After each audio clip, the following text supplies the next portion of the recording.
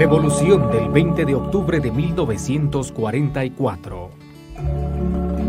La Revolución del 20 de octubre de 1944 fue una campaña cívica que culminó con manifestaciones de la población, en la cual exigían la renuncia del general Jorge Ubico. El 20 de junio fallece la maestra María Chinchilla, a lo que ciudadanos influyentes promovieron un alzamiento cívico-militar mediante el cual se derrocó del poder a Jorge Ubico y al sucesor Juan Federico Ponce Báidez de la presidencia.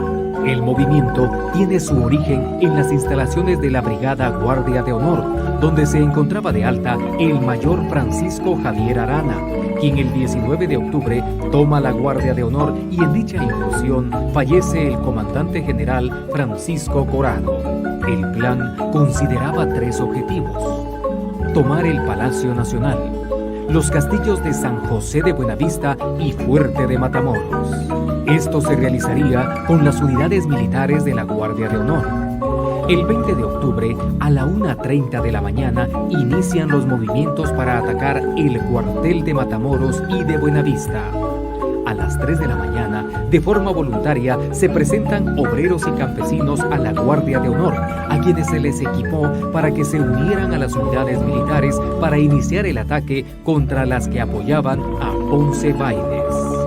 16 horas duró el enfrentamiento, habiendo consolidado los objetivos y logrado la renuncia del general Ponce Báidez, construyéndose así una junta revolucionaria provisional, la cual estaba integrada por el mayor Francisco Javier Arana, el ciudadano Jorge Toriello y el capitán Jacobo Arbenz Guzmán. Con ello se dio paso a la elección del gobierno democráticamente elegido de Juan José Arévalo. La historia lo denominó periodo 10 años de primavera o la Edad de Oro de Guatemala. Dentro de los logros más importantes de la Revolución del 44 podemos mencionar la creación del Código de Trabajo, la apertura de la educación nacional sin discriminación, la apertura de los sindicatos, la creación del Instituto Guatemalteco de Seguridad Social, IGS, derecho de voto a las mujeres, derecho de voto a los analfabetos, reformas al tema de la moneda. Se hicieron algunos pagos de la deuda externa que tenía Guatemala, reformas a la educación, mayor apoyo al deporte por medio de la creación de la Ciudad Olímpica. Cuando ocurrió la Revolución de 1944, la ciudad tenía un escaso desarrollo urbano que se reflejaba en una deficiente y diferenciada cobertura de servicios esenciales, así como pocas posibilidades de trabajo para la población, por la casi inexistente industrialización, excepto por una fábrica de cerveza, otra de cemento y algunas textiles y jaboneras. Las principales actividades económicas eran agrícolas y artesanales. Guatemala dependía en todo de la importación de artículos tanto suntuarios como necesarios.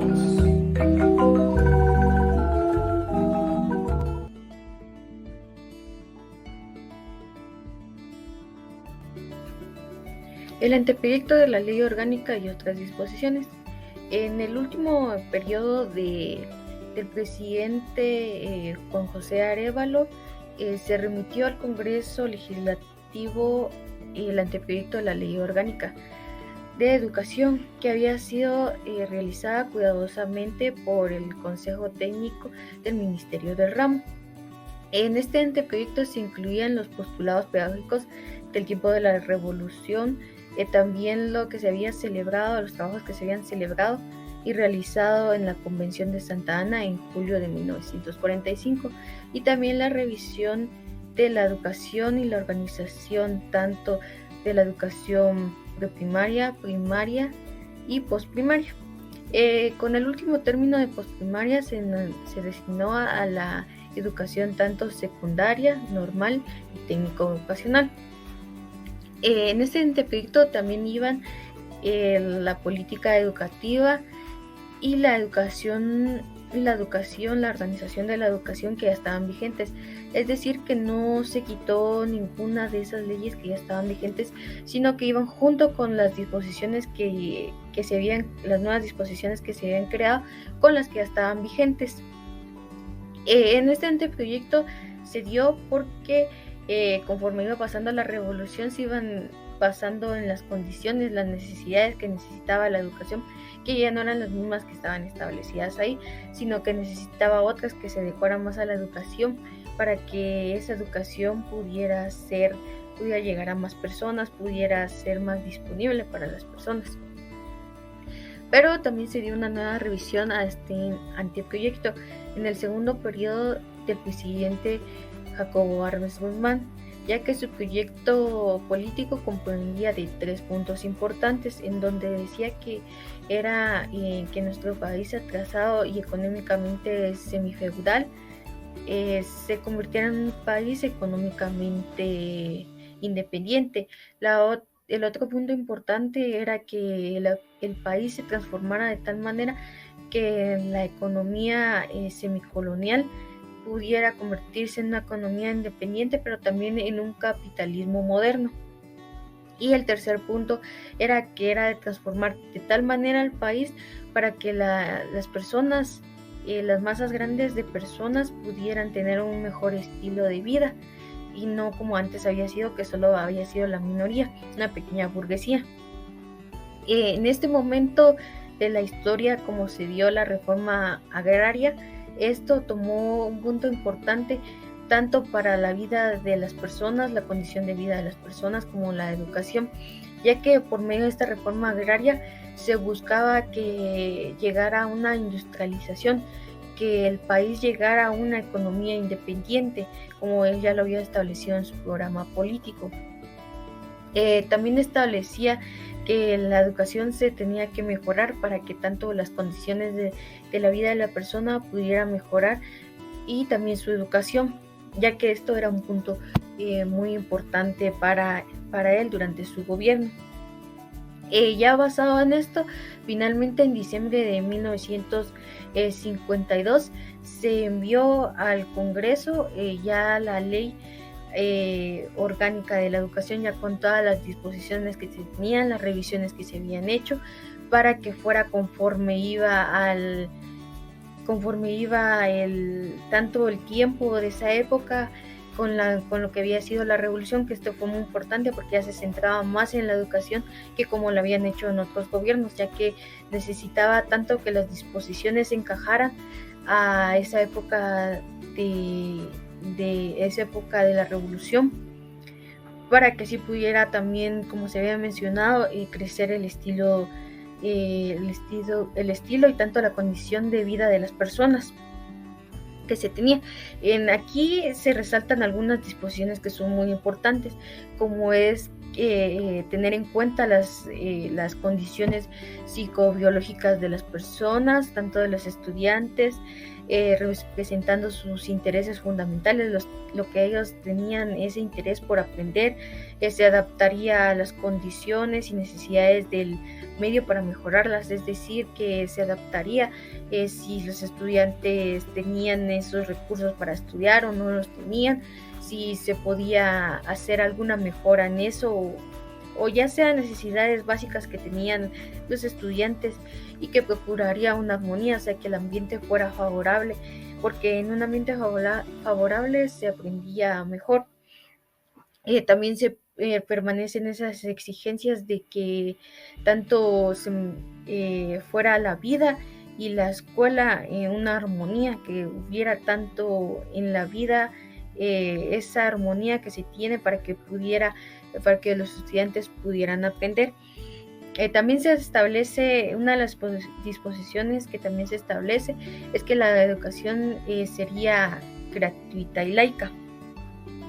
También en otras disposiciones en lo que era el sistema educativo, que se basaría conforme a eso, que fuera unitario pero que también fuera progresivo, que tuviera una correlación con lo que iba sucediendo durante esa época. También se daba relación a la educación, lo que se necesitaba en ese momento, ya que también resalta lo que es la educación escolar, que se dice que son todas aquellas actividades que el docente ya tiene programadas y planificadas, que se daban sistemáticamente. También está lo de la educación extraescolar y de las bellas artes. En esta educación es importante resaltar que era tanto para el pueblo una recreación, pero con base a conocimientos, donde ellos pudieran desenvolverse a través del arte de una forma que ellos también tuvieran un conocimiento acerca de eso. También está en la educación fundamental, en donde se da varios aspectos importantes, que era eso que necesitaba el estudiante en ese momento. Tanto en la zona, también resalta lo que es la zona educativa, que aquí comprende la educación preprimaria, primaria, postprimaria y la superior. También resalta lo que se había dicho antes, que era la escuela y de bellas artes, en donde se resalta que se pueden hacer exposiciones audiovisuales, exposiciones científicas, dramatizaciones, exhibiciones audiovisuales, audiciones musicales, divulgaciones de obras escritas u orales, todo aquello que tuviera que tener relación con el arte, ya que en esto iban a adquirir nuevos conocimientos las personas, pero también con ese cierto tipo de recreación. También está lo que resalta también los servicios de las bibliotecas en estas actividades, en esta educación extraescolar y de bellas artes. También está lo que resalta un punto muy importante, que es la educación fundamental, en donde aquí se enseña a los estudiantes tanto una educación para la salud como una educación para la vida familiar, la ciudadanía y lo social. También se da una educación agropecuaria, porque era conforme a lo que era esa época de lo que se había dado la reforma agraria, que esto iba a servir mucho para que ellos pudieran, para que tanto la reforma agraria se llevaba a cabo, tanto para ellos como para el gobierno que estaba en ese momento. También se daba la educación para la conservación y aprovechamiento de los recursos naturales, que era importante por lo mismo de la reforma agraria. También los conocimientos básicos, la educación para el trabajo, la educación para la recreación, como lo que se había hecho de la educación extraescolar de la Escuela de Bellas Artes. Seguidamente, en la educación postprimaria se divide en una prevocacional y vocacional. La prevocacional comprende de 3 años. La vocacional comprende indeterminadamente, no se tenía un número estimado de años, porque ya era conforme a la rama que iba a seguir el estudiante. En la educación vocacional comprendía de 3 grupos importantes de campos de estudio, como era el magisterio, el bachillerato y el técnico y la educación técnica.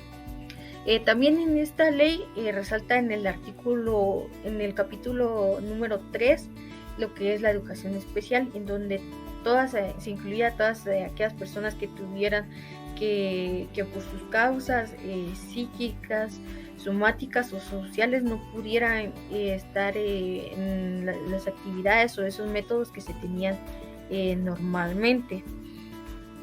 También otros apartados que se resaltan, otras disposiciones que tenía en esta ley, era todo lo de la administración, de la dirección de la educación, a las juntas locales, a la creación y autorización de establecimientos educativos.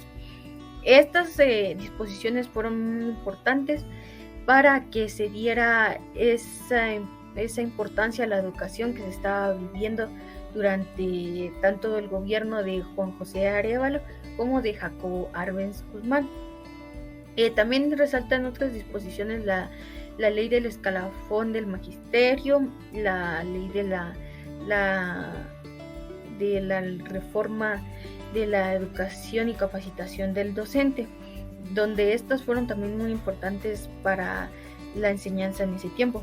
Es decir, que este anteproyecto pasó por 2 revisiones, por varias revisiones, para que se pudiera adecuar el sistema educativo a la época que se vivía, que era la revolución, y también como la reforma agraria. Continuaremos con nuestro tema y hablaremos principalmente de la alfabetización y educación de adultos. Desde el inicio de la vida independiente del país, se trató de establecer las bases de la instrucción pública. Se realizaron algunas iniciativas a favor de promover la alfabetización y educación de adultos. Los congresos y seminarios que se han celebrado en América Latina, bajo el patrocinio de la UNESCO, han denunciado ante el mundo la magnitud del problema del analfabetismo, marcándolo como defecto social y emparejándolo con la miseria. ¿Y cuál es el papel principal de la UNESCO? La UNESCO ha estado a la vanguardia de los esfuerzos mundiales de alfabetización desde 1946, al promover la visión de un mundo alfabetizado para todos. La organización considera la adquisición y el perfeccionamiento de las competencias de lectoescritura a lo largo de toda la vida, como parte del derecho a la educación. El analfabetismo se explica históricamente en el marco de una estructura socioeconómica, política y cultural desigual e injusta, que se manifiesta en el estado de pobreza, miseria y estancamiento en que vive el país, añadiéndose a la ausencia de un alfabeto en lenguas indígenas. La realidad nacional guatemalteca acusa la existencia de múltiples obstáculos educacionales que provienen de los tiempos de la colonia y continúan a lo largo de nuestra vida independiente. Las causas del analfabetismo en Guatemala se pueden agrupar de la manera siguiente.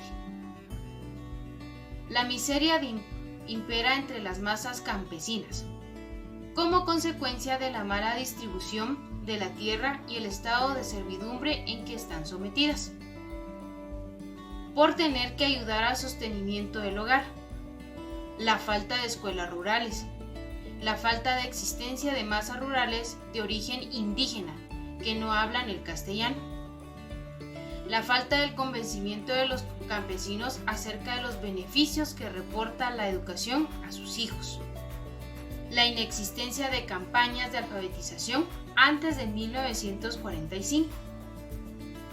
La erradicación definitiva del analfabetismo en Guatemala solo será posible mediante la elevación del nivel de vida de las masas campesinas, a través de la reforma agraria y la creación de gran número de escuelas rurales en todos los ámbitos de la nación, que mientras una gran mayoría de niños guatemaltecos no dispongan de escuela, existirán analfabetos en el país.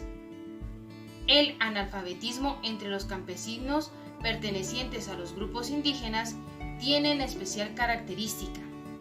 El censo de 1950 señalaba que el 83.2% de la población escolar indígena no asistía a la escuela y que dentro de ese sector de la población el analfabetismo se eleva al 90.3%. El censo de 1950 puso al descubierto la existencia de un 71.9% de analfabetos mayores de 7 años, restringiéndose los porcentajes más altos: Alta Verapaz con el 92.3% y el Quiché con el 91.7% de analfabetos. La educación fue objeto de especial atención en los inicios del proceso revolucionario. Una de las primeras medidas de la Junta Revolucionaria del Gobierno consistió en la promulgación del decreto número 20, por el cual se creó el Comité Nacional de Alfabetización, con jurisdicción en todo el territorio de la República. Un segundo decreto, el 8 de marzo de 1945, número 72, que contiene la Ley de Alfabetización Nacional, en la cual se decreta. Artículo número 1. Se declara necesidad nacional de emergencia a la alfabetización de los guatemaltecos que no saben leer ni escribir. Artículo 2. Se entiende por alfabetización, para efectos de esta ley, además del aprendizaje de la lectura, escritura inicial, la adquisición de un mínimo de nociones que incorporen el alfabeto al ambiente cultural. 3. O artículo 3. La campaña nacional tendrá como finalidad precisa la de elevar el índice de alfabetización a una cifra no menos del 95%. Alcanzando este fin, la alfabetización se efectuará normalmente. Artículo número 4. Esta campaña se realizará en un lapso no menos de 4 años. En el gobierno del doctor Juan José Arévalo, primer presidente de la Revolución, se pone en marcha la campaña de alfabetización. La primera medida consistió en la creación del departamento del Ministerio de Educación, encargado de llevar a la práctica los acuerdos del Comité de Alfabetización. Para cubrir los costos de la campaña de alfabetización, se tomaron fondos en su inicio del presupuesto del Estado y más adelante a través de una lotería creada especialmente para ese fin. El decreto 361, organismo legislativo del 14 de abril de 1947, dispone la creación de la Lotería Chica Pro Alfabetización, por lo cual acuerda. Artículo 82 de la República decreta: número 1. Se autoriza al organismo ejecutivo para establecer en vía de ensayo y por el término de un año a partir del 1 de mayo próximo una lotería chica pro alfabetización, cuyas utilidades se destinarán exclusivamente a la campaña de alfabetización nacional. Un decreto posterior establece de manera definitiva el funcionamiento de esta lotería. Las primeras 7 jornadas de la campaña de alfabetización se llevaron a cabo entre 1945 y 1950, bajo el aporte del gobierno. En las primeras 4 jornadas los resultados fueron positivos y el número de los alfabetizados aumentó, pero a partir de la 5ª jornada el resultado fue disminuyendo, hasta el punto que el presidente Arbenz manifestó su preocupación. Las jornadas de alfabetización entre 1945 y 1950. La primera jornada, 5.143 personas alfabetizadas. Segunda jornada, 7.596 personas alfabetizadas. Tercera jornada, 17.756 personas alfabetizadas. Cuarta jornada, 24.021 personas alfabetizadas. Quinta jornada, 13.210 personas alfabetizadas.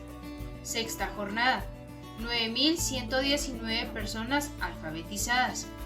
Séptima jornada, 5.433 personas alfabetizadas. Esto hace un total de 82.278 personas alfabetizadas.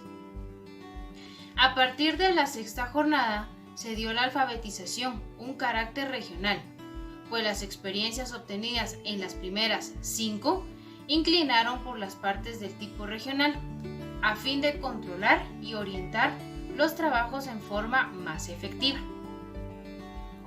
Se eligió el departamento de Jalapa, en donde funcionaron 234 aulas diurnas y 203 aulas nocturnas.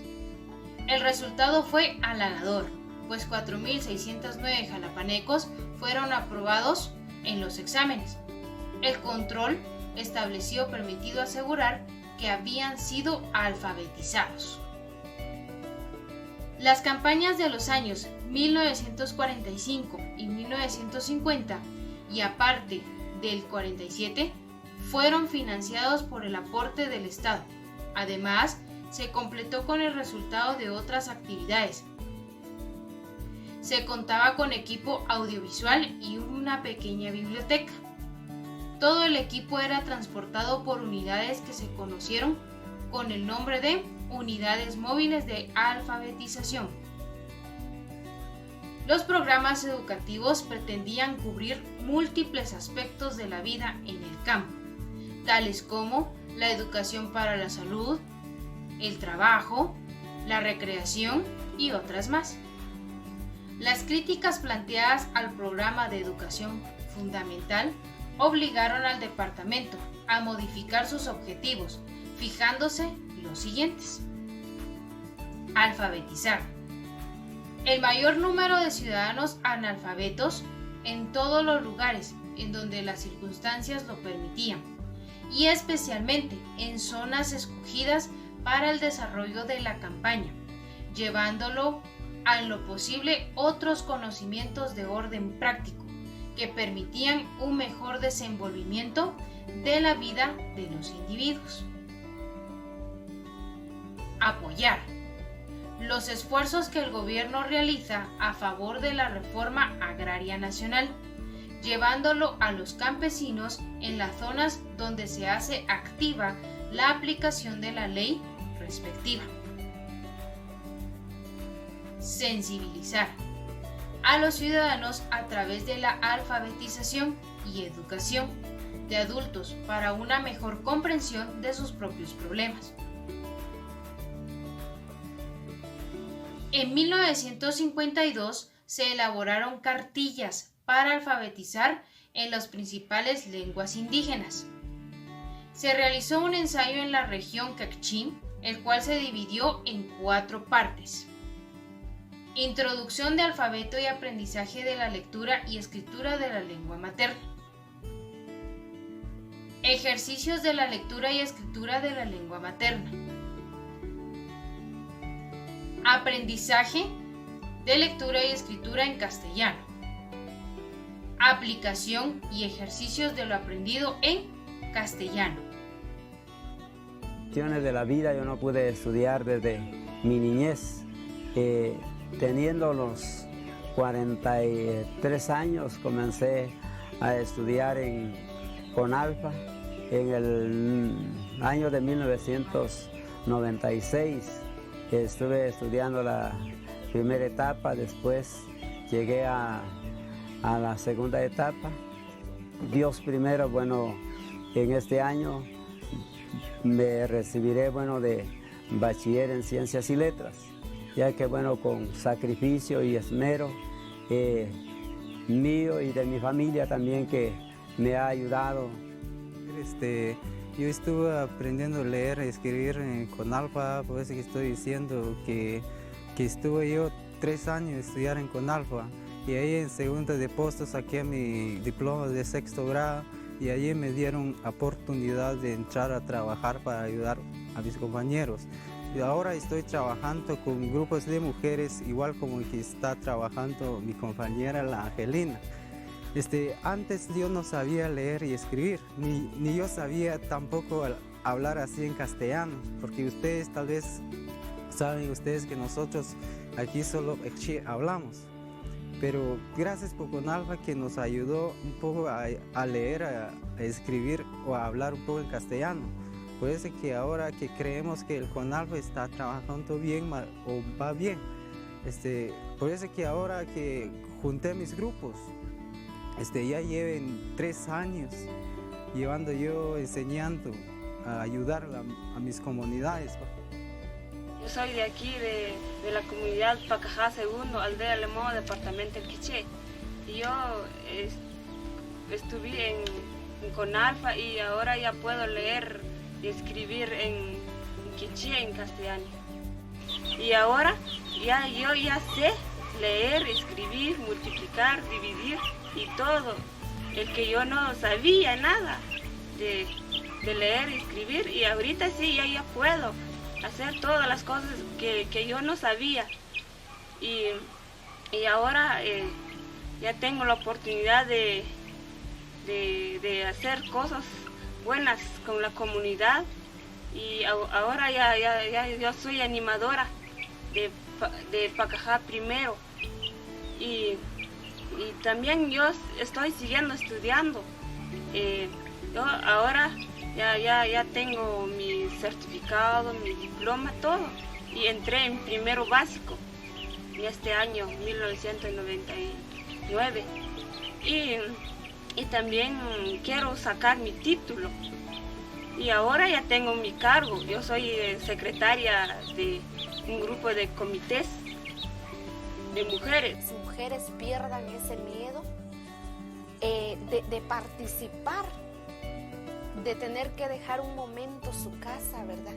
De tener que ir a recibir la clase, de transformar la comunidad, porque a través de eso, habiendo educación, salud en las comunidades, creo que ese cambio se va a generar. Y eso es algo difícil a veces en las comunidades, porque nuestras mujeres, póngale, nuestras compañeras en la comunidad, a veces no es fácil que se deciden a tener que dejar un momento su hogar y darse un momento ellas, ¿verdad? Inchohishui presencia yon kalbabiri sé que quita para coger un acto. Kayak pen que chico golpal putir shoklok school lugar que la. El tener un proyecto de alfabetización fue una petición de las mujeres. Entonces, por eso es que prioritariamente es para mujeres. Que las mujeres dijeron de que tenemos que prepararnos, porque de un modo a otro las mujeres tienen que recibir una responsabilidad. Y si uno no sabe leer y escribir, consideramos que esta es una dificultad.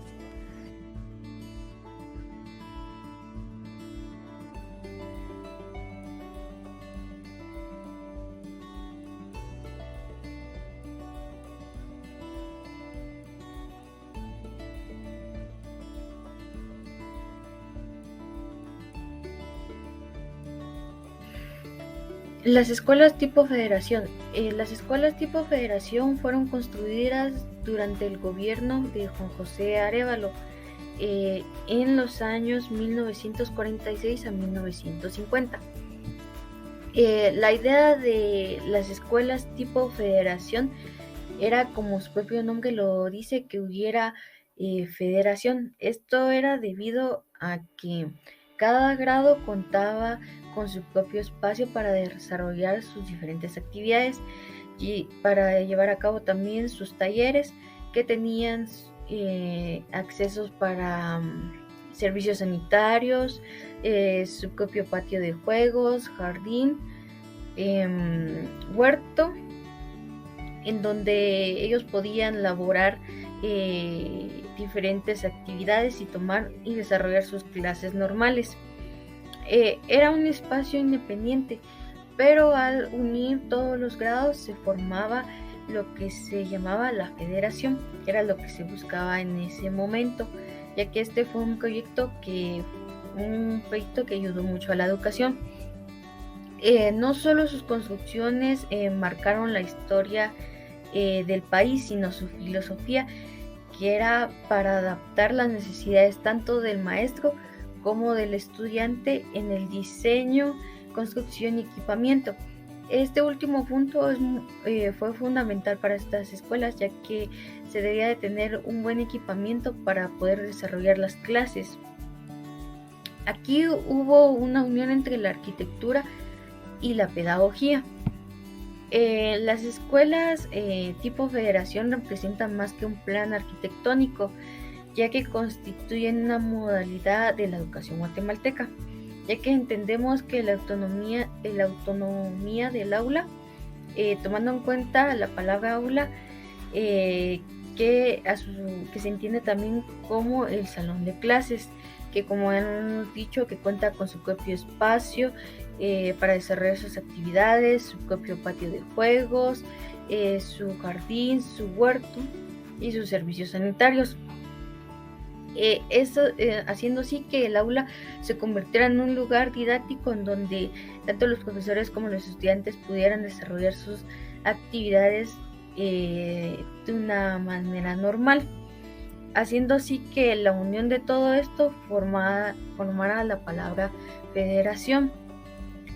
También se llevó a cabo estas escuelas tipo federación mediante las siguientes variantes, que fueron la escuela tipo federación de forma circular, que cuenta con 8 aulas dobles, la escuela tipo federación semicircular, que cuenta con 6 aulas dobles, la escuela de tipo federación en forma de cuadrante, que cuenta con 4 aulas, y la escuela tipo federación mínima, que cuenta con 3 aulas. Estas 3 primeras pertenecen al área urbana y esta última al área rural.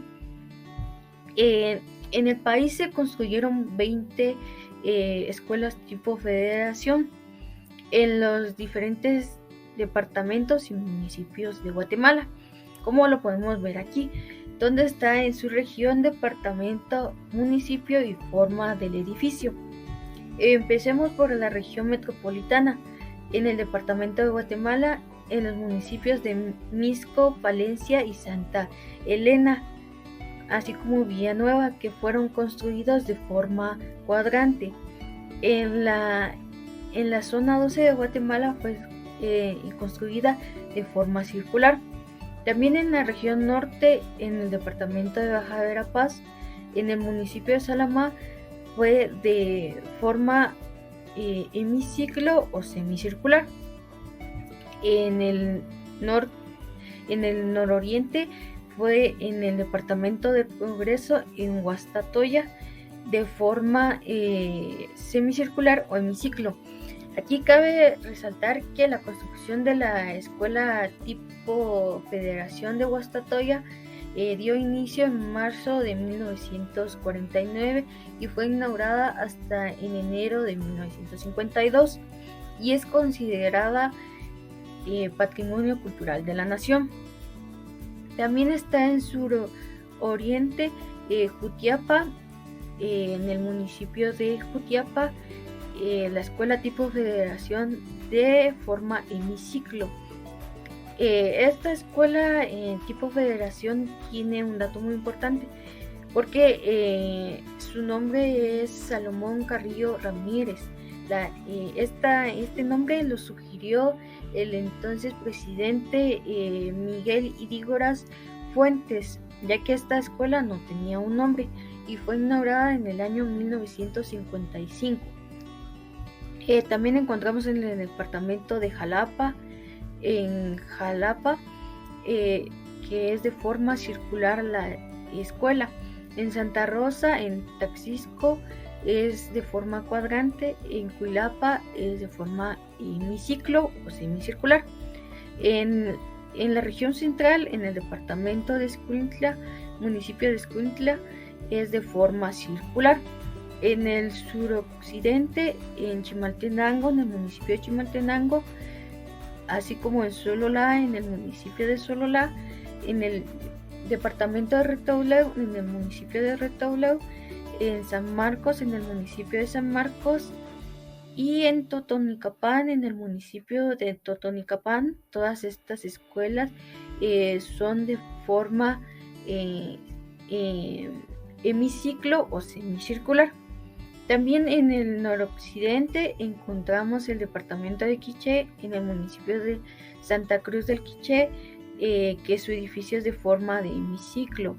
También en Huehuetenango, en el municipio de Huehuetenango, que es de forma hemiciclo o semicircular, haciendo un total de 20 escuelas que fueron construidas en Guatemala, ya que este proyecto ayudó a que tanto profesores como estudiantes tuvieran un mejor acceso a la educación y que pudieran desarrollar sus actividades de una manera normal y didáctica.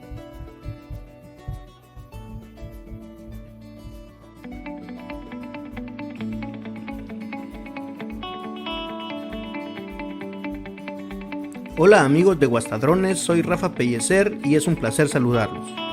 En esta oportunidad vamos a compartir datos interesantes acerca de la escuela tipo federación. ¡Comenzamos!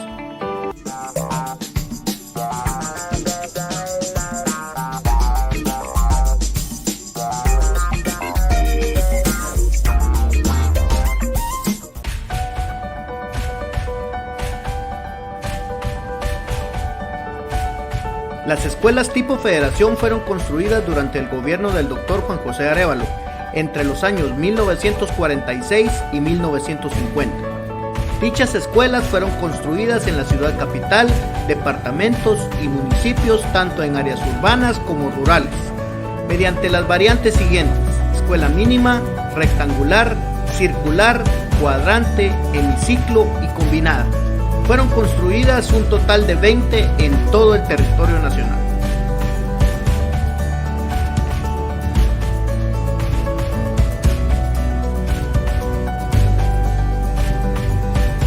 No solo sus construcciones marcaron la historia, sino su filosofía para adaptar las enseñanzas a las necesidades de maestros y estudiantes. En el diseño, construcción y equipamiento de las escuelas tipo federación, influyó la respuesta al conflicto universal entre la arquitectura y la pedagogía.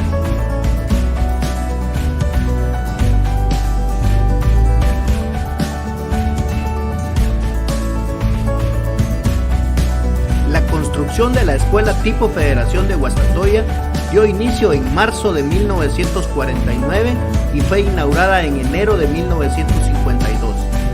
Su forma es la de hemiciclo y es considerada Patrimonio Cultural de la Nación.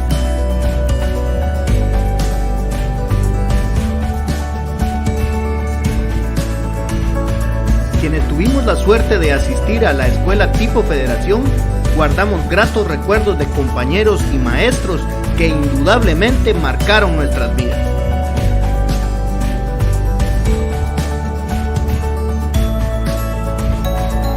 El equipo de Guastadrones agradece al profesor Juan René Valiente, director de la Escuela Tipo Federación, por su colaboración para la realización de este video.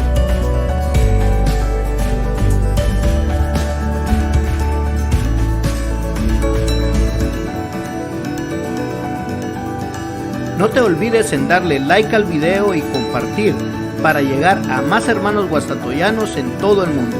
Suscríbete a nuestro canal de YouTube y activa las notificaciones.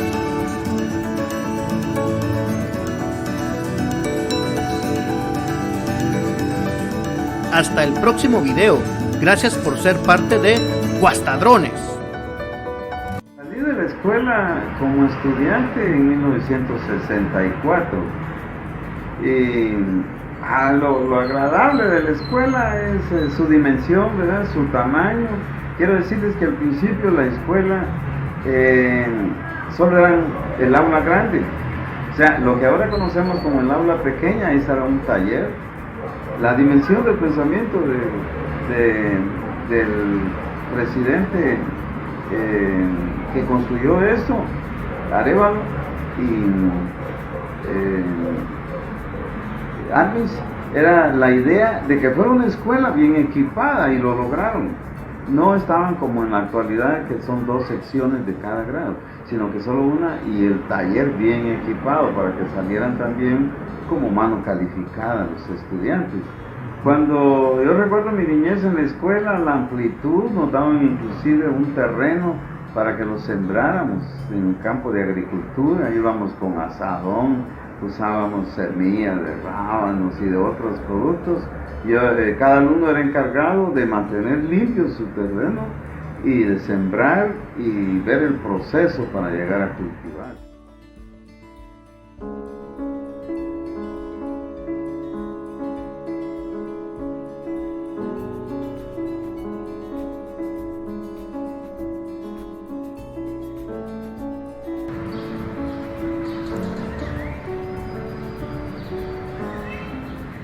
El licenciado Ramón Carrillo Ramírez era originario de Jutiapa, por los apellidos y todo, y por la biografía que tenemos. Antes aparecieron hasta algunos parientes de él, ¿verdad? Porque cuando lo nombraron a la escuela, con ese nombre, ya que había fallecido. Y quien sugirió ese nombre, y esa es una anécdota mera bonita, fue el general Irigo Las Fuentes, siendo presidente. Vino a visitar Jutiapa y llegó a la Federal y se dio cuenta de que no tenía nombre. Y parecía que el actual de ese tiempo, Gonzalo Tovar, platicaron y otras autoridades están ahí, y él parece que le sugirió que le pusiera Salomón Carrillo Ramírez, porque Irigo así conoció a ese licenciado, pero era jutiapaneco. Más o menos por ahí está la cosa. Las escuelas Federación fueron construidas durante el gobierno del Dr. Juan José Arévalo, entre los años 1946 y 1950. Dichas escuelas fueron construidas en la ciudad capital, departamentos y municipios, tanto en áreas urbanas como rurales, mediante las variantes siguientes: escuela mínima, rectangular, circular, cuadrante, hemiciclo y combinada. Con el transcurso del tiempo, estas escuelas fueron ampliadas sin criterios arquitectónicos, de restauración y de ingeniería que garanticen los propósitos pedagógicos para los que fueron construidas. Desde ese tiempo funcionan sin que les proporcionen mantenimiento preventivo, oportuno y adecuado, razón por la cual la infraestructura física se encuentra deteriorada. Existe desconocimiento de los espacios construidos originalmente, magnitud de las ampliaciones, materiales y criterios utilizados. Las autoridades actuales del Ministerio de Educación, preocupadas por la situación de deterioro de la infraestructura física y educativa, especialmente en las escuelas Federación, y consistentes del valor e importancia histórica de estos centros educativos y de la visión con que fueron construidos, han tomado la siguiente decisión de restaurar, conservar, habilitar y mejorar sus instalaciones. De la misma manera, fortalecer el sistema técnico pedagógico con el fin de poder poner dichas instalaciones al servicio de la comunidad educativa, el patrimonio cultural y el legado histórico del país. En el año 1955 fue inaugurada. El primer director fue don Gonzalo Tovar, originario de Asunción Mita. Después de él siguió en la dirección el profesor Osvaldo Pereira Martínez y después el profesor Rodolfo Polanco. Tomé posesión el 1 de marzo de 1956 como profesor de grado aquí en la Federal. Posteriormente quitaron a los regentes porque la escuela tenía su propia filosofía. En la escuela había un director técnico, que es el que se encargaba de lo que es pedagógico, educativo, y había dos regentes que eran los que se encargaban de lo administrativo y control de alumnos y todo. Trabajé de profesor de grado hasta 1962 por renuncia del cargo del profesor Gonzalo Tovar, que pasó a otro cargo, y las autoridades me tomaron en cuenta, y el supervisor de turno,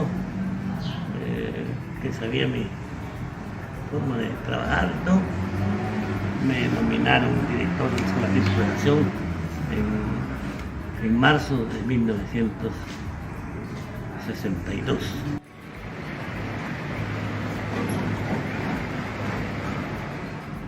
Continuando con el tema, hablaremos sobre los ensayos pedagógicos y las escuelas experimentales. Desde los primeros tiempos de la década revolucionaria, se disponía de un consejo técnico que asesoraba al ministro del ramo para tomar todas aquellas decisiones que resultaran a favor de la superación técnica de la educación y el perfeccionamiento del docente. El plan de estudio que se aprobó en Santa Ana fue desarrollado por comisiones integradas por el Movimiento de Educación y tuvieron a su cargo la elaboración de programas en caracterización de la educación guatemalteca. Otras comisiones se encargaban de la redacción de los instructivos técnicos sobre la aplicación de las pruebas objetivas en el nivel primario, la nueva actitud pedagógica que contenían los programas escolares y los instructivos referentes a las nuevas técnicas de enseñanza y de aprendizaje debían ser completadas con un plan de divulgación de los principios de la moderna pedagogía que permitieran la elevación profesional del magisterio. En 1949 se iniciaron ciclos de conferencia de carácter pedagógico con el objetivo de divulgar nuevas técnicas de enseñanza y sugerir formas modernas de organización de la escuela. Estas conferencias se llevaban a cabo en el auditorio del Instituto Normal Central de Señoritas, donde concurrían los maestros de la ciudad capital para que los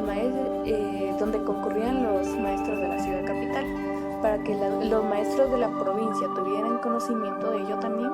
Se dispuso radiodifundir aquellas charlas para el sector del magisterio. En el curso de cada año se efectuaban cursillos sobre diferentes aspectos educativos, en los cuales se desarrollaban temas como los métodos audiovisuales en la lectura y escritura, la nueva educación y el método Montessori, misión del maestro en la hora actual, relaciones con padres de familia y algunos aspectos del régimen escolar, entre muchos otros.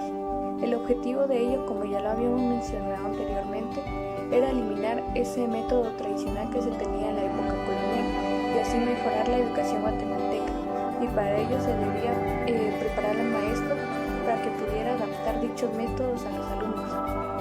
La concurrencia a los cursillos era voluntaria, pero se practicaba una inscripción de los asistentes para otorgarles un diploma. Este diploma formaba parte de los méritos que el maestro podía presentar a la Dirección General de Escalafón y Estadística para un ascenso. En 1949 se empezaron a girar instructivos de carácter técnico, en donde se daban indicaciones sobre la organización de la escuela, el uso de la mesa de arena, la práctica del periodismo escolar y todas aquellas medidas que podían contribuir a dar a la escuela un carácter funcional. Las conferencias, cursillos e instructivos a los que hemos hecho mención eran complementados con exposiciones de dibujo infantil, de títeres, de libro escolar, de periódicos rurales, entre otros. En el año 1952, el Consejo Técnico de Educación asume la misión de organizar las conferencias pedagógicas y cursillos de perfeccionamiento. Asimismo, ese año se empezó a emitir circulares técnicas que se proponían llevar al magisterio del país, orientaciones de orden técnico y sugestiones sobre la ficha de escolares. Esta ficha de escolares se refiere a un curso que tenía como propósito brindar información a la población para que tuviera conocimientos de recursos humanos, financiero y educativo. La primera circular contenía orientaciones para el periodo de organización del trabajo, escolar primario. En dicha circular también se dan las normas generales respecto a cómo realizar la matrícula de los alumnos, con el objetivo de asegurar eficiencia y evitar pérdidas de tiempo innecesarias, como iniciar el estudio científico del niño en los aspectos biológico, psicológico, pedagógico y social, y de cómo organizar los grados y secciones, incluyendo la organización de los docentes. Esta circular se componía de las partes siguientes: 1. Introducción. 2. Necesidades de planificar el trabajo escolar. Y 3. Periodos de trabajo escolar. Estos periodos se componían en periodo de organización, periodo de desarrollo y periodo de culminación. La segunda curricular contenía orientaciones generales para el uso de la ficha escolar. Tenía mucha relación con la circular anterior, pues la primera trataba del estudio científico del niño y su medio, con propósito de organización y planificación didáctica. La segunda proporcionaba el instrumento necesario para la realización de dicho estudio. La ficha escolar contenía los aspectos siguientes: 1. Aspecto familiar y social. 2. Aspecto biológico. Y 3. Aspecto pedagógico. Y 4. El aspecto psicológico. Esta ficha despertó interés en el magisterio del país, puesto que en algunas escuelas llegó a rendir magníficos frutos sobre el conocimiento del niño guatemalteco y las características del medio ambiente. Con el propósito de intensificar las experiencias pedagógicas, el Ministerio del Ramo dispuso en 1953 declarar experimentales algunas escuelas primarias, figurando en ellas las siguientes: Escuela de Niñas Dolores Bedoya, Escuela de Niñas República Venezuela, Escuela de Varones República del Perú, entre otras. Estas escuelas quedaron bajo la dirección del Consejo Técnico de Educación Nacional, según lo dispuesto en el Acuerdo Gubernamental número 181 de agosto de 1953. El objetivo de dichas escuelas experimentales era controlar la medición de aprendizaje escolar para formular las conclusiones pertinentes sobre problemas de enseñanza y el aprendizaje. Para los maestros que prestaban servicio a las escuelas experimentales, también se desarrollaron cursillos especialmente preparados para ellos. El contenido de esta actividad eran las siguientes: A. Técnicas de evaluación del rendimiento escolar, y B. Estadísticas aplicadas a la educación. Estos aspectos fueron desarrollados durante todo el ciclo escolar mediante reuniones que se llevaban a cabo los sábados en la escuela Dolores Bedoya. Otros aspectos que se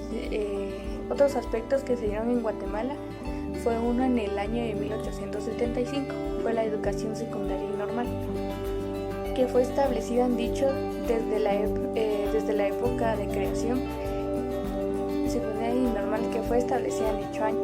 Desde la época de creación en adelante, el número de estos centros aumentó, pero en proporciones limitadas que no alcanzaban a cubrir las mínimas necesidades del país.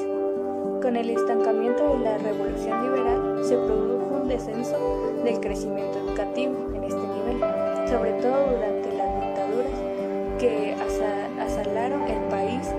Pese a ello, los gobiernos de Orellana y Chacón se preocuparon en crear centros de este tipo, no solo en la ciudad capital, sino también en las principales cabeceras departamentales. En el año de 1931 fue fatídico para las escuelas normales e institutos de secundaria, pues el dictador Jorge Ubico ordenó el cierre de varios de estos establecimientos. En ese año se clausuró la normal y superior de las escuelas normales de San Marcos, Cobán y Jalapa, que eran además institutos de secundaria. La formación de maestros fue centralizada en la Escuela Normal de la ciudad capital, que estuvo sometida a partir de 1939 al régimen militar y disponía de un número limitado de plazas. La Revolución de Octubre tuvo que afrontar este problema que ofrecían dos aspectos. Primero, la necesidad de formación de maestros, que era urgente y tenía características alarmantes. Segundo, la aplicación de oportunidades en las escuelas secundarias para aquellos que se proponían continuar sus estudios en la universidad. Como primera medida, se dispuso reabrir los institutos normales de aquellas cabeceras departamentales donde la dictadura los había cerrado, y luego se fundaron nuevos establecimientos de este tipo en la ciudad capital y algunas otras cabeceras de importancia. En la capital se fundó el Instituto de Señoritas Centroamérica, el Instituto Normal Mixto Rafael Akeche y el Instituto Normal Mixto Nocturno. El número de alumnos aumentó en gran medida en los establecimientos ya existentes. Luego, en 1944, ya funcionaban 13 centros oficiales de educación secundaria y normal, en que se atendían a 1.861 alumnos. En 1954, el número de escuelas ascendió a 22 y el número de alumnos a 7.098, que significaba un incremento del 281%. Este aumento significaba que se amplió de manera considerable la formación de maestros y que el número de aspirantes a la universidad también se había elevado. En 1953 se graduaron 440 maestros de educación primaria urbana y 27 de educación rural, que hace un total de 467 graduandos, que a diferencia que en el último año de dictadura solo se graduaron 170. Entonces podemos observar un aumento del 147%, que daba ya solución a la falta de maestros en el país. Sin embargo, se le debía poner mayor énfasis en la formación de maestros rurales, puesto que no ambiente democrático de los institutos normales. El régimen escolar establecido por la dictadura para las escuelas e institutos normales se caracterizaba por el rigor y respeto a la personalidad de los educandos. Como ya hemos mencionado, durante los primeros 9 años de gobierno de Jorge Ubico, los centros de educación media estuvieron semi-militarizados. Los directores de los establecimientos eran maestros, pero tanto el inspector como el resto de inspectores eran militares graduados. Los procedimientos que se empleaban consistían en plantones y privaciones de salida en los días de descanso. Los alumnos tenían prohibido organizarse y no les era permitido editar periódicos en que externaran libremente sus opiniones. Y para cubrir las apariencias, las autoridades educativas promovían la edición de algunas revistas en que se advertía el espíritu de servilismo que era común en los sectores dirigentes de la educación.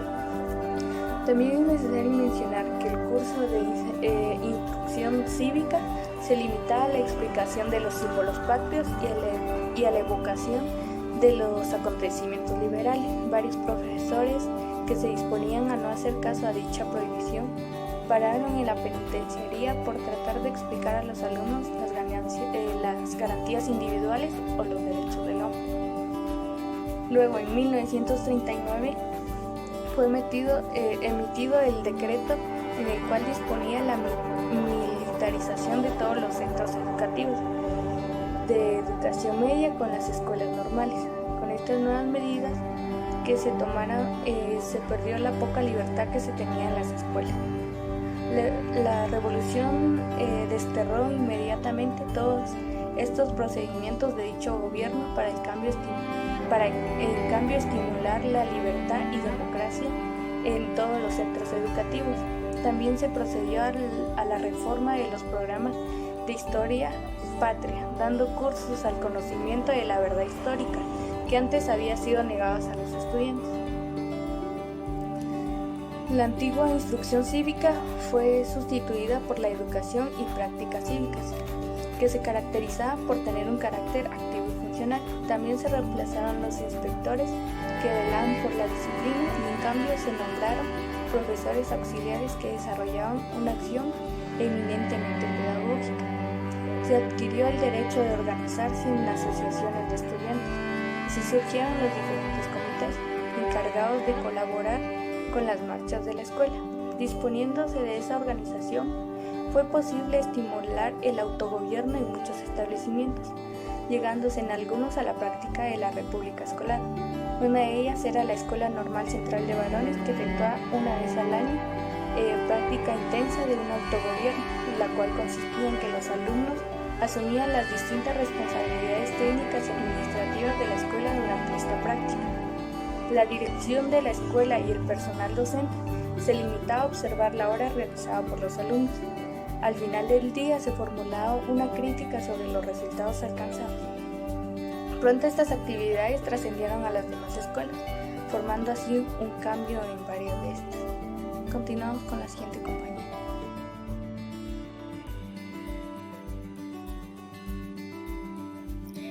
Siguiendo con nuestro tema, vemos que la educación ha tenido diversos cambios durante toda la historia. En el 20 de octubre de 1944 inició un cambio positivo, donde se dan diferentes clases de enfrentamiento para que la educación pueda ser laica y obligatoria. Pero también podemos ver que la educación tiene diversos cambios en la escuela, desde la universidad, desde la autonomía universitaria, hasta la educación primaria. Bueno, ahora veremos lo que es las escuelas prevocacionales o institutos prevocacionales. Todo esto se dio durante el periodo de la Revolución del 44. Se denomina la fase prevocacional, aquella en la cual el estudiante puede desarrollar actitudes, hábitos, habilidades y destrezas. También donde el estudiante puede explorar todo lo que él desea saber. Entonces vemos que la educación no solamente tuvo cambios, sino que en el estudiante también puede haber diversos cambios, pero también vemos que la educación, para poder crecer la educación, para ver que los estudiantes puedan tener un cambio, también se debe manipular con seguridad una variedad de equipos, o sea, las herramientas, los materiales, la capacidad con el que nos capaciten para ingresar a un trabajo o a una vocación que nosotros quisiéramos llevar cuando estemos trabajando o cuando ya tengamos una perspectiva de lo que nosotros queremos ser en la vida a lo largo de nuestra vida. También vemos de que la educación también se puede lograr con las metas que los estudiantes se puedan trazar, siendo la economía doméstica, las artes industriales, las clases académicas o el arte que nosotros queremos llevar a cabo para tener una buena actividad laboral y una experiencia. En 1952 se tuvo que revisar aquel plan para generalizar el ciclo común hacia todas las carreras de carácter técnica vocacional. Estas incluyen la música, el teatro, las escuelas de la Universidad de Humanidades, también las artes industriales. En todo eso conlleva a los técnicos vocacional. Cuando ya terminamos de lo prevocacional, esto se da en el nivel secundario, o sea que se da en el nivel de básico y diversificado para hacer cambios que nosotros quisiéramos llevar una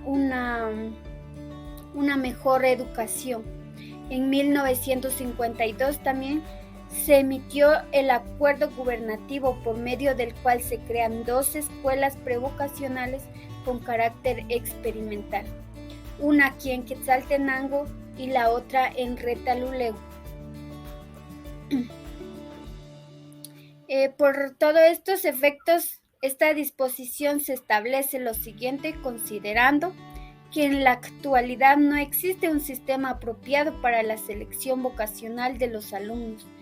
En realidad vemos que nuestro sistema educativo da muchas expectativas, pero en realidad no se convierte, no se ejecuta las actividades que están ahí, sino que solamente se tratan de agarrar lo que nosotros creemos de que es apropiado en dar el aprendizaje a los estudiantes en la actualidad.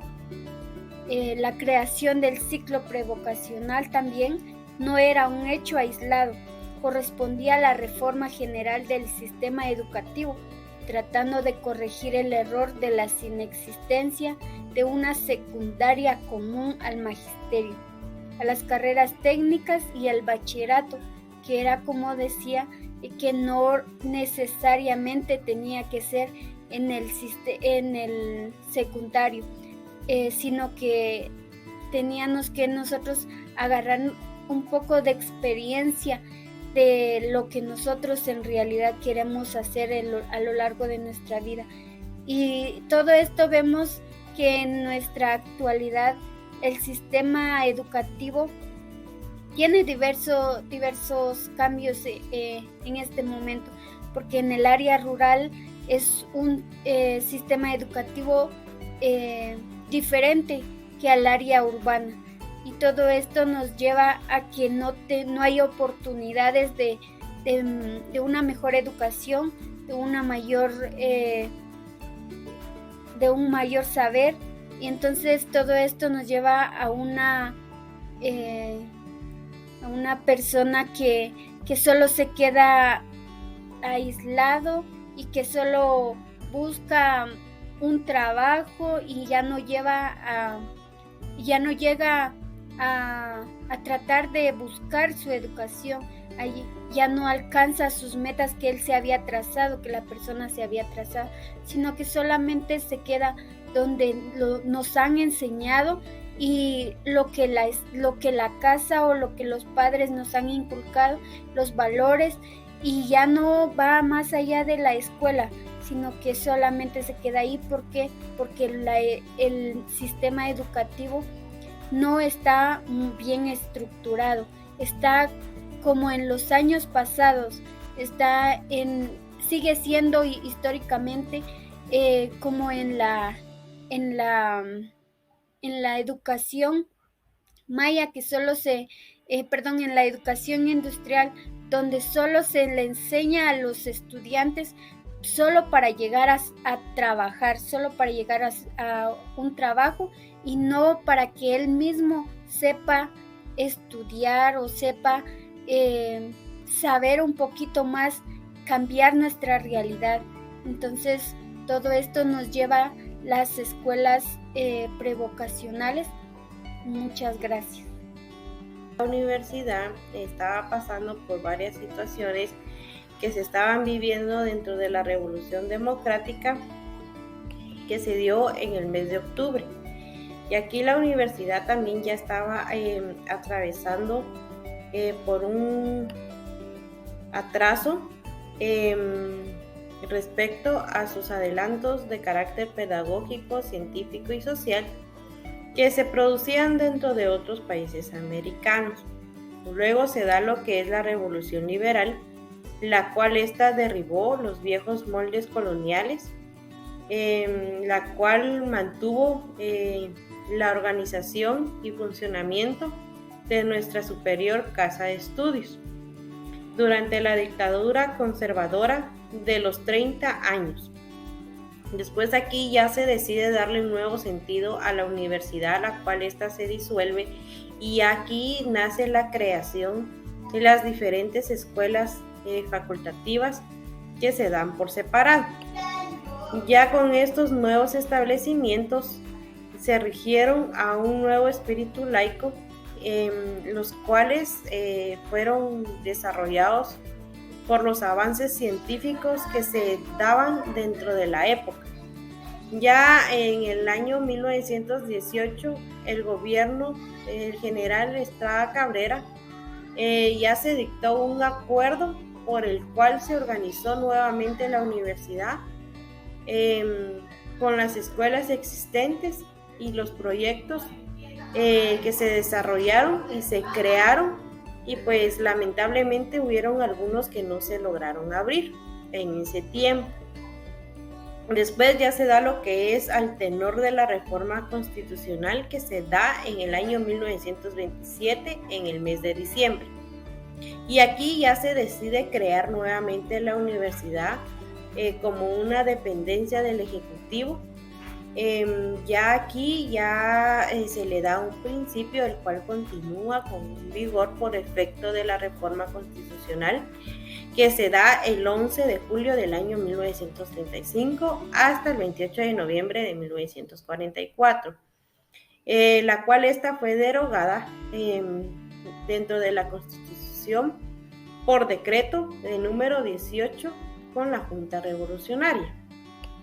Pues la universidad también vivió durante 14 años dentro de la dictadura urquista, la cual fue sujeta a varias restricciones dentro de su funcionamiento, la cual les impedía el desenvolvimiento cultural y su ampliación de su radio de acción.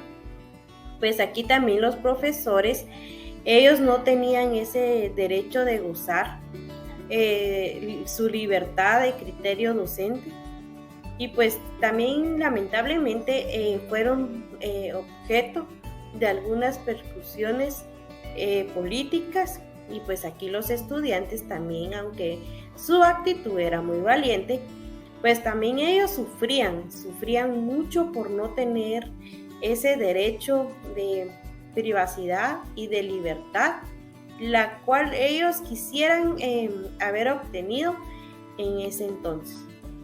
Y por esta misma razón es que los universitarios deciden sustentar las gestas cívicas de junio y de octubre del año 1944, las cuales consistían en reconocer a la libertad de expresión y la autonomía universitaria.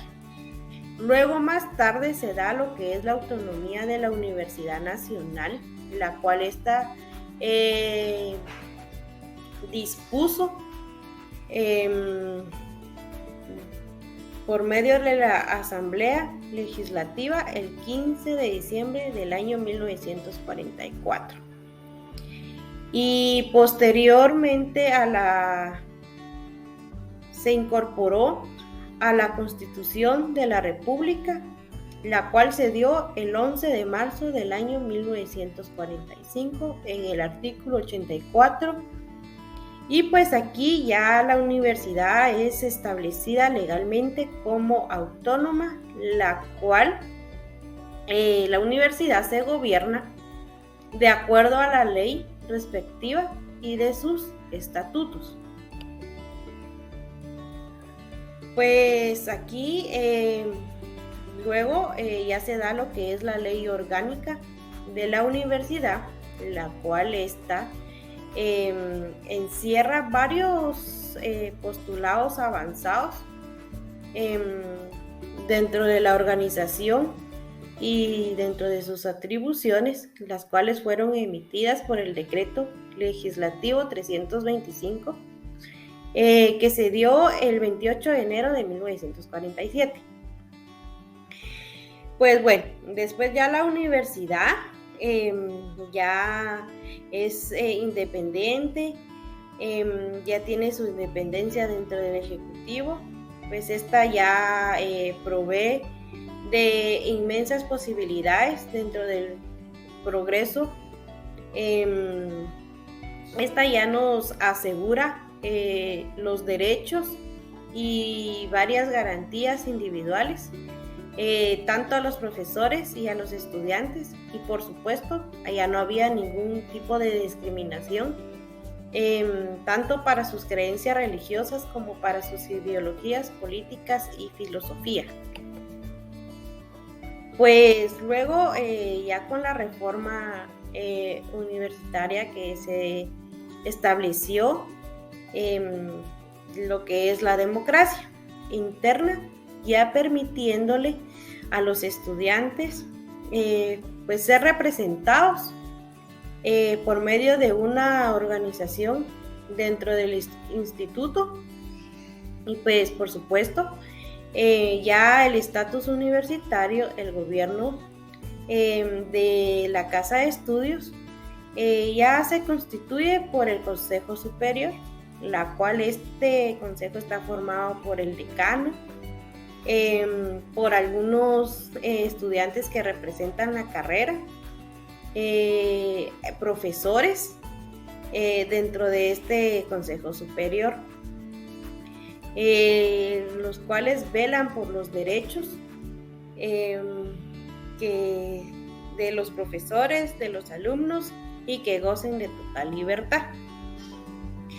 Ya mediante esta organización también se hace posible que el estudiantil pueda hacerse llegar directamente, pues los que había mencionado anterior, sus puntos de vista, los cuales son formulados a través de sus propios organismos, tales como de la Asociación de Estudiantes Universitarios y del Congreso Estudiantil. Y pues después aquí se da algunas conquistas que alcanzó la reforma universitaria, las cuales consistían en un mejoramiento de su dotación general. También incrementaba sus laboratorios, gabinetes, investigaciones, sus jardines botánicos, entre muchos otros que ya existían dentro de la universidad.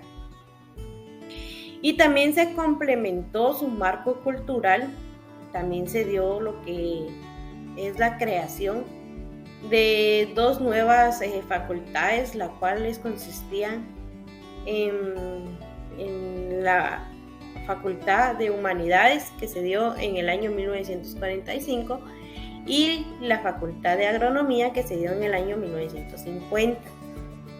El objetivo de crear estas nuevas escuelas era tener mucho más funciones, y no solo eso, sino también ampliar las oportunidades educativas dentro de estas facultades. También la universidad ejerce una acción social directa por medio del bufete popular, la cual es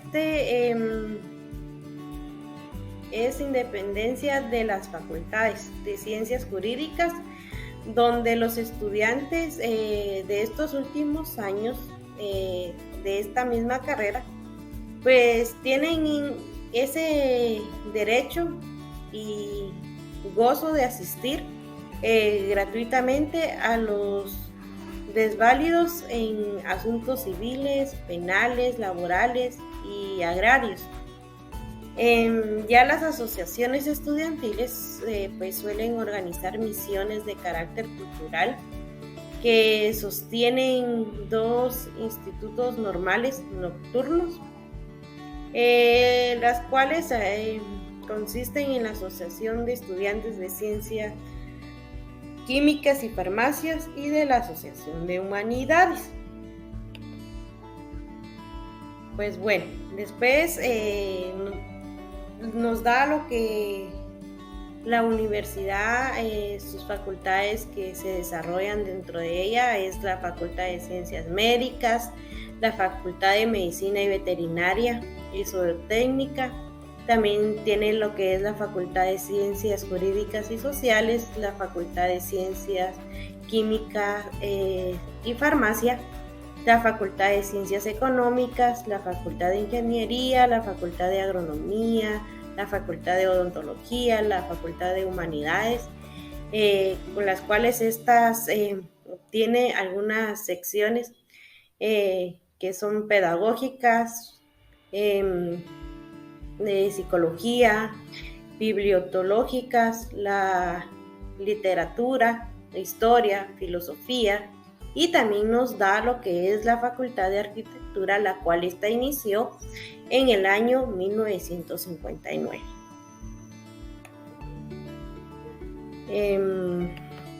Pues esto sería todo.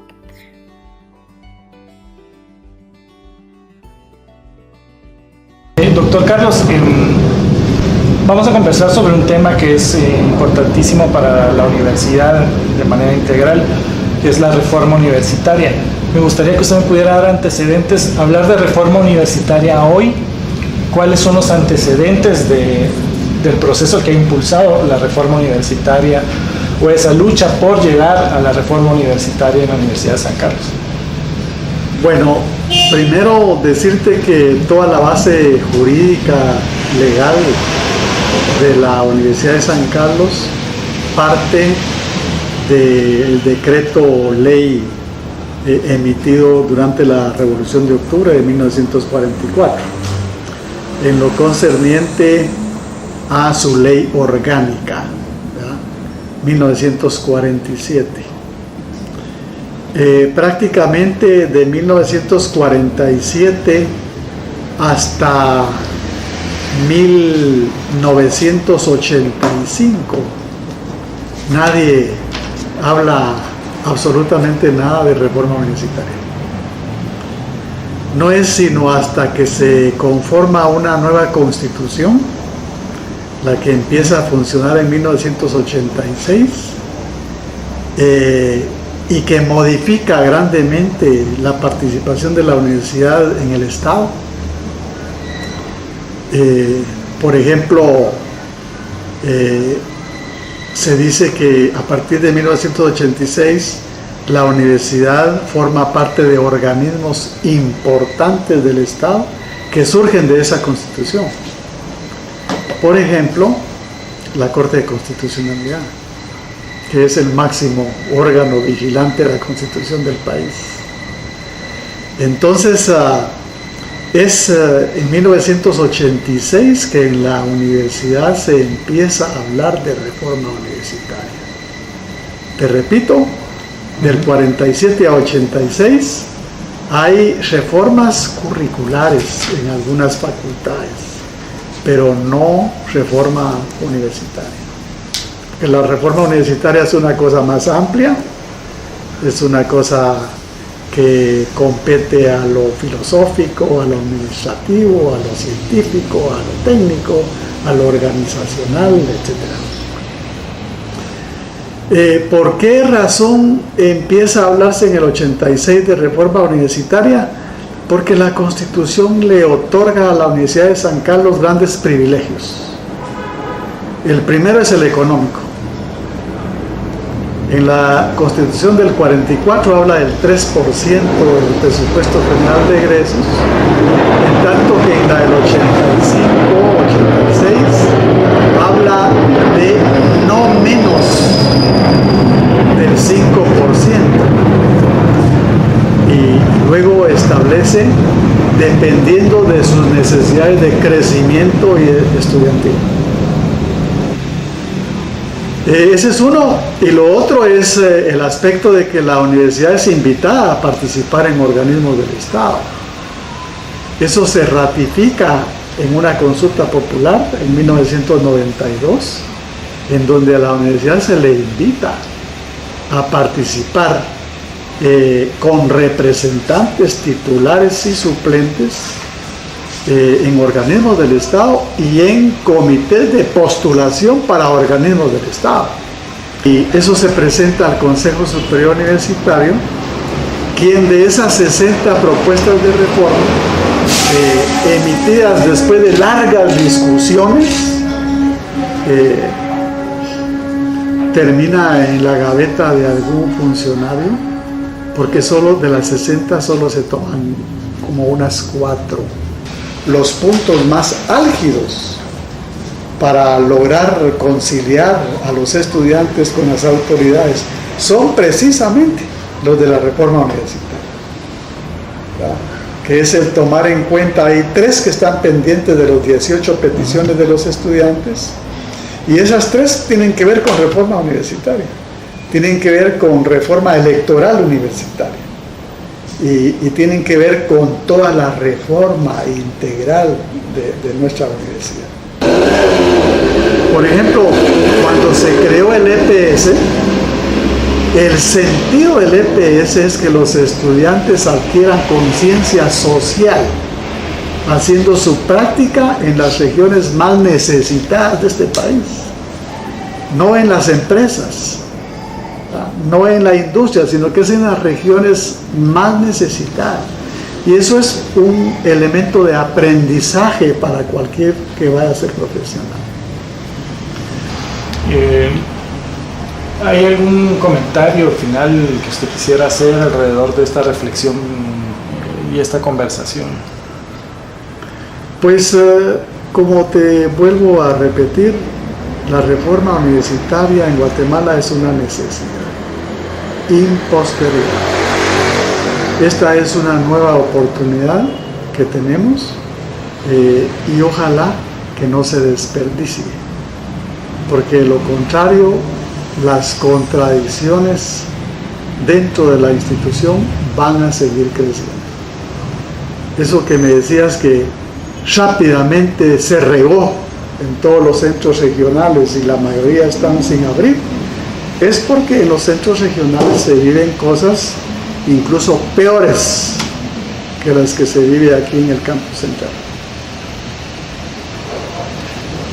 Muchísimas gracias.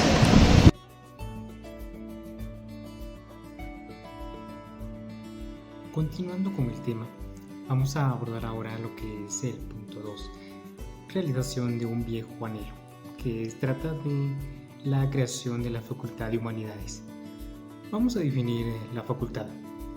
Bueno, facultad es todo aquello que que nosotros integramos. Por ejemplo, los graduandos, los profesores, los estudiantes, pero también vamos a definir lo que es el humanismo.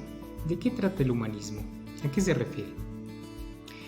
El humanismo trata de cultivar conocimiento humano, pero no todo ese conocimiento literario de estudios bíblicos o otros, no, simplemente es conocer del ser humano, conocer de sí mismo.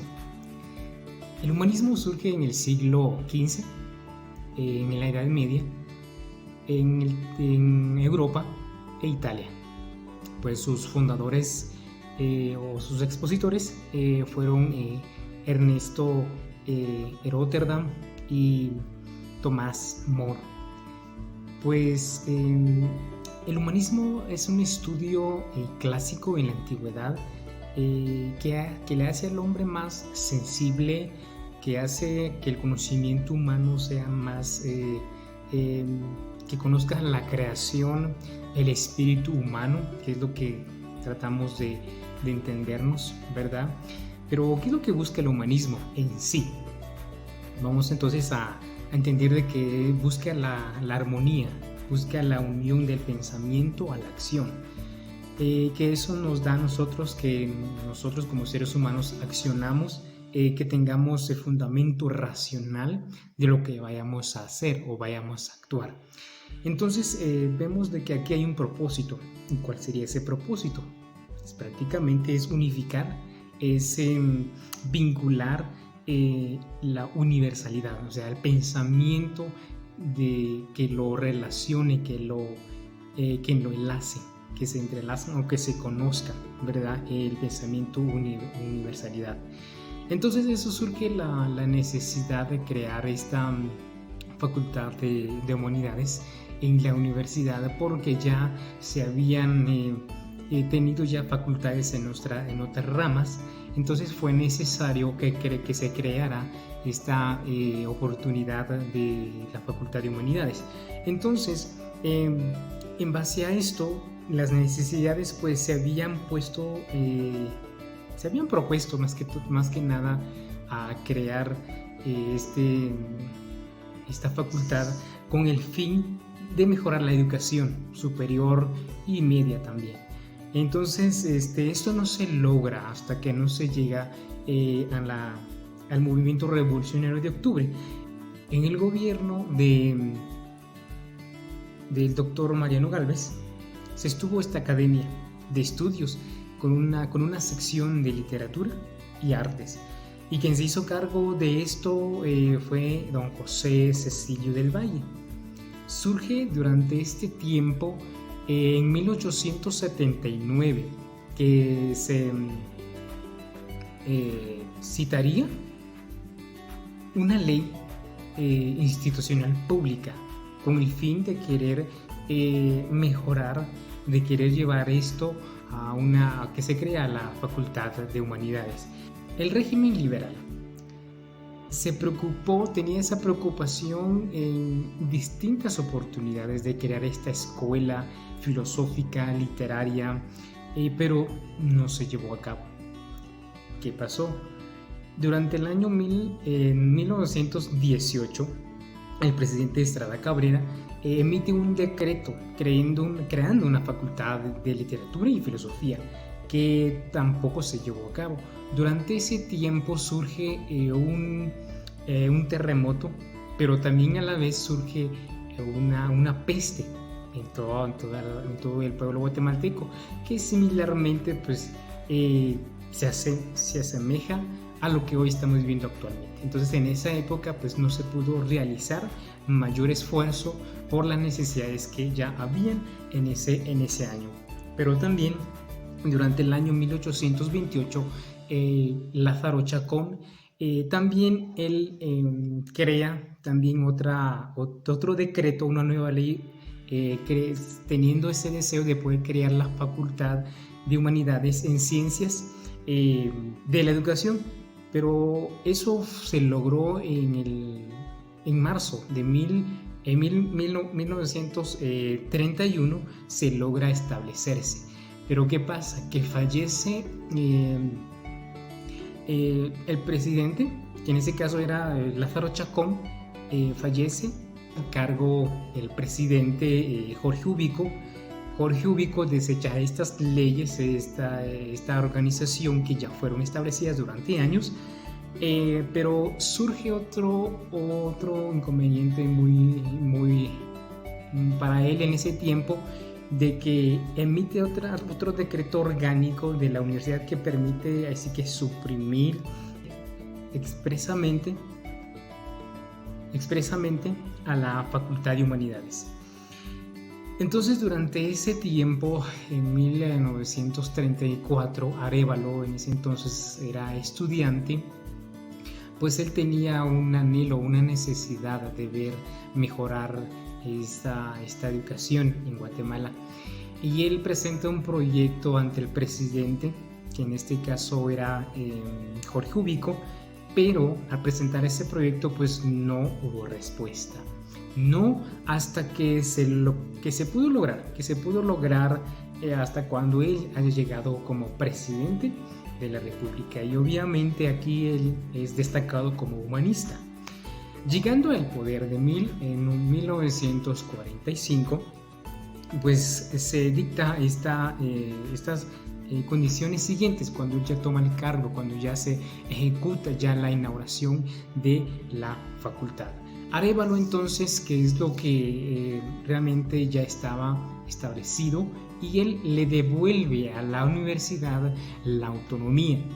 Recordemos que la autonomía de la universidad se había perdido en el gobierno de Miguel García Granados, quien pues él funda un ministro de instrucción pública, entonces dándole a la universidad pues que se coloca bajo el dominio de ese ministerio. Durante el gobierno liberales, ¿verdad? Perdió la autonomía y dependía ya del gobierno. Durante mucho tiempo estuvo bajo ese dominio, hasta que surge la revolución de octubre de 1944. También otra de las cosas que él decía era que es el ascenso de la cultura general de la nación. Y es aquí donde se empieza la fundación de la cultura, y es en donde en la fecha 17 de septiembre de 1945 pues es oficialmente concebido como formación de profesores y investigadores en disciplinas humanísticas. Muy bien. Arévalo, quien era doctor humanista, sabría con mayor facilidad cómo crear, cómo fundar, cómo se hacía para ejercer esto, porque él era realmente un doctor humanista. Entonces, llegando a esto, pues él dona libros a la biblioteca, escritorios a la biblioteca para la Facultad de Humanidades. Entonces, ¿cómo se realizó el acto? El acto inaugural de esta facultad, pues se hizo una fiesta cultural, se hizo una fiesta que estuvo presente personas importantes, y una de ellas eran los humanistas americanos, y que estuvieron presentes. También estuvo ahí el presidente Juan José Arévalo, ¿verdad?, que era el doctor filosofía y ciencia de la educación. También estuvo presente el rector, quien era Carlos Martínez Durán, quien era médico de profesión y humanista también, ¿verdad?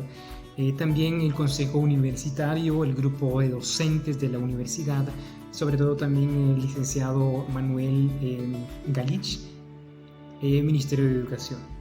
Entonces, establecido ya la inauguración, pues Arévalo presenta este discurso diciendo que En este momento hubo un gran cambio, que se estaba imprimiendo una nueva forma, un golpe de timón, un giro totalmente diferente a lo que se había tantos años anhelado, que se iba a fundar esta facultad.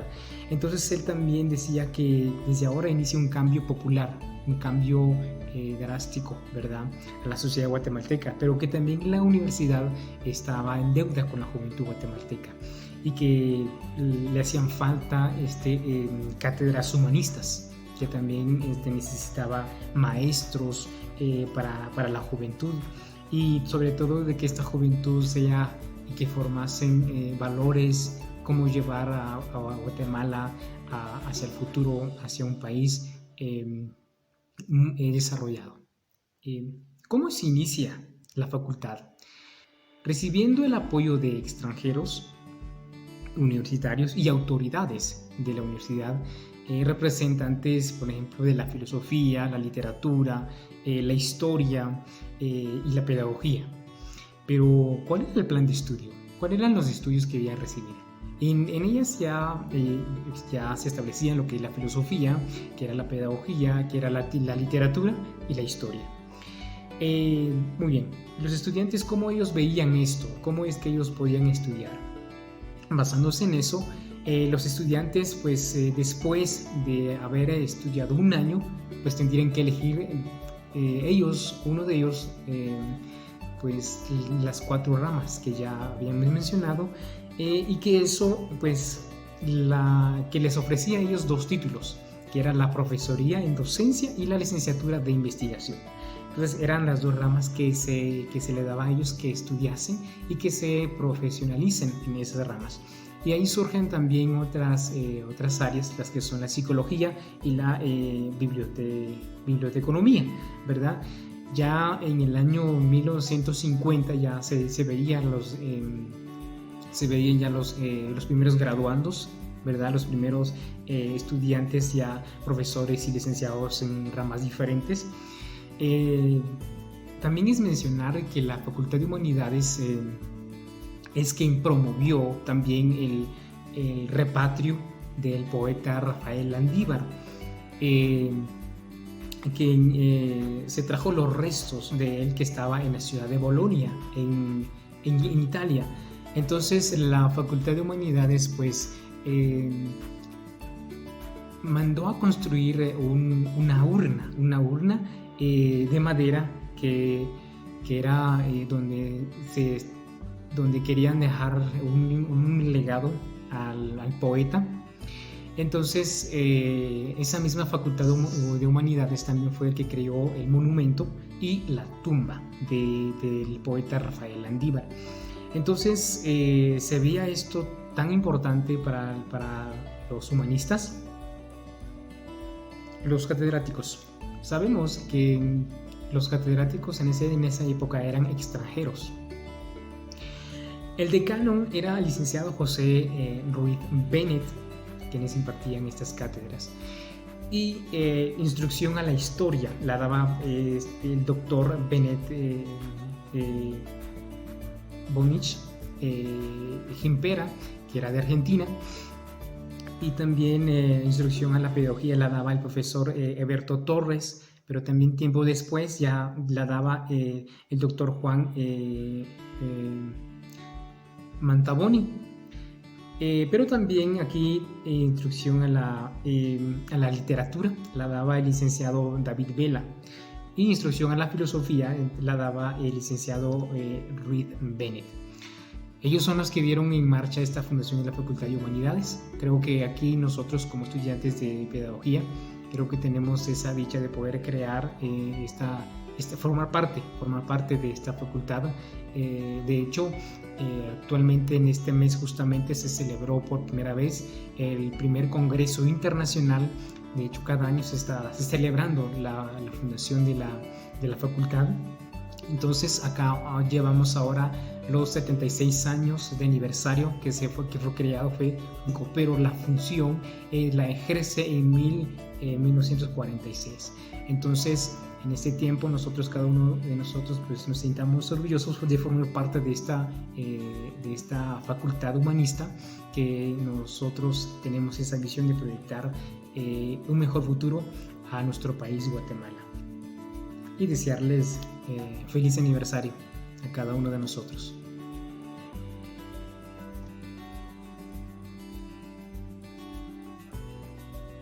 Vamos a hablar sobre la educación, sobre la propagación de las escuelas tipo federación, y esta lo vemos en el gobierno de Juan José Arévalo, donde él permitió que se hicieran más escuelas y sus características pues fueron diferentes. Hubieron dos tipos de escuelas tipo federación, la que se dio en el medio rural y también la que se dio en el ambiente urbano. En la mayoría de estas escuelas se denominan características pedagógicas y estructurales de la educación. También están las escuelas circulares, en donde se comprenden de 8 aulas dobles con sus respectivos patios de juego y sus instalaciones sanitarias. También fueron planeadas principalmente para las cabeceras departamentales, ya que se pueden atender a unos 800 niños en 2 jornadas, una por la mañana y una por la tarde. También se dan las semicirculares o tipo hemiciclo, que estas comprenden en 6 aulas dobles con 600 niños, igual baño por cada aula y sus patios por cada aula. Y vemos las escuelas de estilo cuadrante en el tipo federación.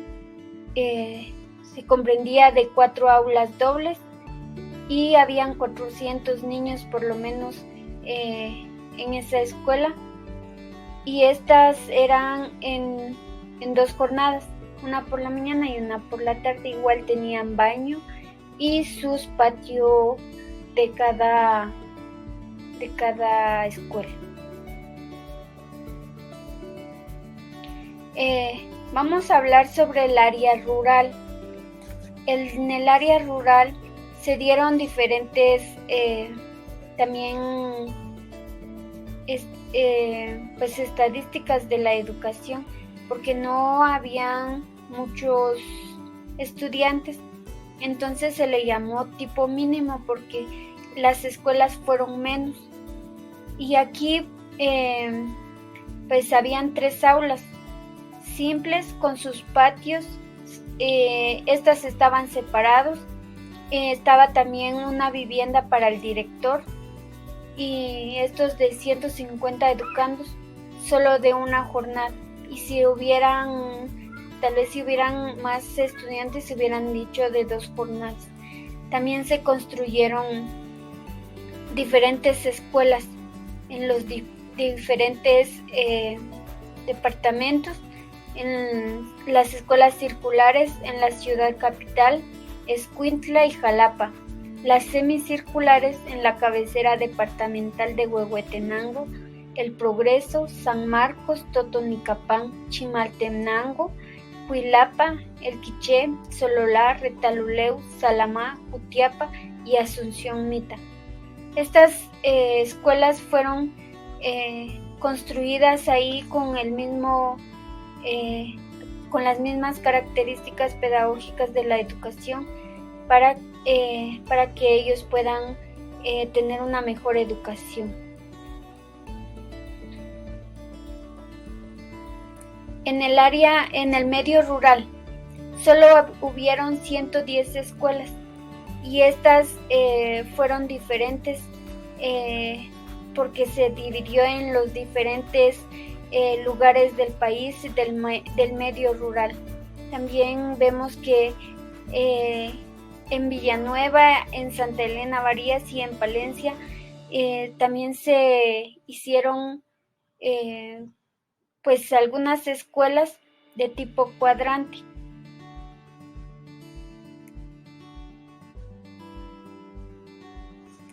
Después de tener listas las escuelas, se equiparon las escuelas con diferentes materiales, les dieron suficientes escritorios para los estudiantes, pizarras, pues diferentes tipos de materiales que se les dio a los maestros para que pudieran tener una mejor enseñanza. Aquí vemos que la educación estuvo muy,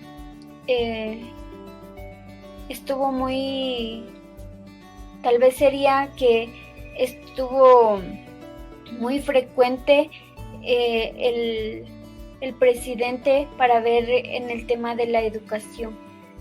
También vemos de que la mayoría de escuelas, después de que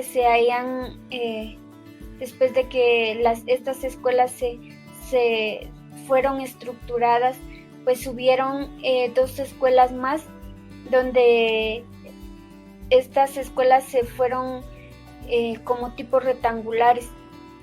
También estaban destinadas para la Escuela Nacional de Agricultura y ahora es el Instituto Técnico de Agricultura.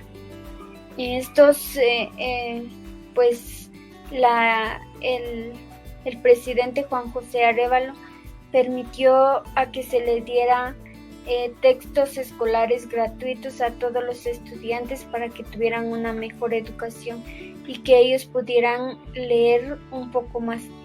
También en 1950 se fundó el Museo de Historia en Guatemala. Y quiero terminar con esta frase diciendo: quien no conoce su historia está condenada a repetirla. Esta fue por Napoleón Bonaparte, que fue una persona que quiso mucho a su país y que él pues él hizo a que su país fuera diferente, y nosotros también debemos de empezar a tomar conciencia, pues como decía él, quien no conoce su historia está condenada a repetirla, y también el que la conoce está condenada a cambiar la historia, ¿verdad? Entonces, muchas gracias.